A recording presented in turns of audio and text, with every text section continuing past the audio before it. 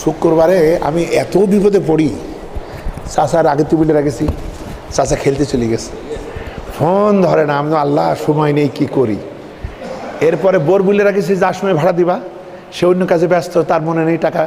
হ্যাঁ, মানে এমন প্রবলেম পড়তে আসার সময় যাক আল্লাহ তারপর ঘুষে দেয়। বড় বড় হারামগুলাকে আমরা এড়িয়ে গেছি, বড় বড় হারামগুলা বিরুদ্ধে আমরা কথা বলিনি।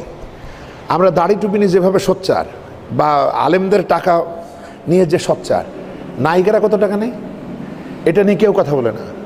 ওদের এক একজনের যে ভিডিও, ওদের এক একজনের যে সিনেমা, এগুলো তো শতাব্দীর পর শতাব্দী ধরে এই প্রজন্মকে ধ্বংস করবে, জাহান্নামে নেবে। কিন্তু আমরা কিন্তু নীরব। কালকে একটা যিনি খবর নজরে আসলো যে এক নায়িকা, সে 50 সেকেন্ড অভিনয় করে 5 কোটি রুপি নেয়। 50 সেকেন্ডের একটা বিজ্ঞাপন, 5 কোটি রুপি।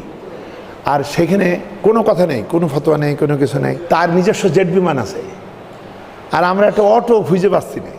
তা এখন আমরা আমাদের পিছনে লাগে আমাদের গতিধারা যে কীভাবে শেষ করছি।